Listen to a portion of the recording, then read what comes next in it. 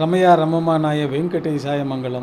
శ్రీ వెంకటేశ్వర స్వామి వారు శ్రీవైకుంఠం నుంచి శ్రీ మహావిష్ణువు కలియుగాంతం వరకు భక్తుల రక్షణార్థం వైకుంఠాన్ని వీడి పద్మావతి పణేనార్థానికి భూలోకానికి వచ్చి పద్మావతి పణయం అనంతరం తిరుమల క్షేత్రంలో అర్చావతార స్వరూపంగా శాలిగ్రామ శిలా స్వరూపంగా ఆవిర్భవించారు.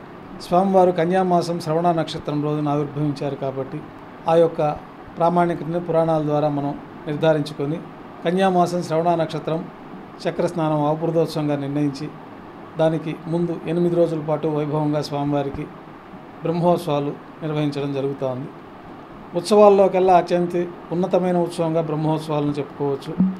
సాక్షాత్తు చతుర్ముఖ బ్రహ్మదేవులు వారే ఈ ఉత్సవాలు నడిపిస్తారని, అందుకు ప్రతీకగానే మనం బ్రహ్మోత్సవాల్లో కొయ్యరథం పైన నిరాకారంగా బ్రహ్మదేవులు వారు ఈ యొక్క పర్యవేక్షణ చేస్తుంటారని, సకల దేవతలు ముక్కోటి దేవతలు తిరుమల క్షేత్రంలో కొలువై ఉండి స్వామివారి బ్రహ్మోత్సవాల్లో పాల్గొంటారని మనకి ఆగమ శాస్త్రాల ద్వారా తెలుస్తుంది. ఆ కార్యక్రమాల్లో భాగంగా అక్టోబర్ నెల 4వ తేదీ నుంచి శ్రీవారి బ్రహ్మోత్సవాలు ప్రారంభమవుతాయి. ముందు వచ్చే మంగళవారం నాడు అక్టోబర్ 1వ తేదీన శ్రీవారి ఆలయం అంతా శుద్ధి చేసే కోయిలాల్వారి తిరుమంజనం అనే కార్యక్రమాన్ని నిర్వహిస్తారు. 3వ తేదీ బ్రహ్మోత్సవాల్లో భాగంగా సేనాధిపతి వారు 4 తిరువీధుల ఉత్సవం జరుపుకొని రంగనాయకుల మండపంలో ఆస్థానం జరుగుతుంది. తర్వాత అంకురార్పణ యాగశాలలో వైదిక కార్యక్రమాలు ప్రారంభంతో బ్రహ్మోత్సవాలకు అంకురార్పణ అయినట్టు.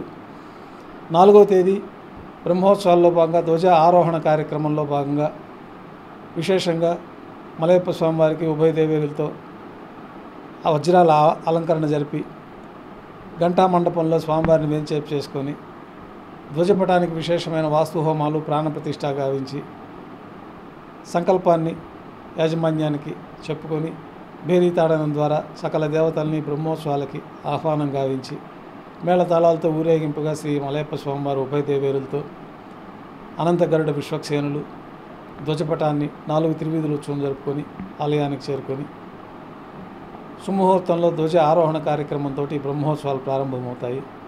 సమస్త దేవతల్ని ఆహ్వానించడానికి ధ్వజస్తంభం యొక్క అగ్రభాగానికి ధ్వజపటాన్ని పంపించడమే ధ్వజ ఆరోహణ కార్యక్రమము.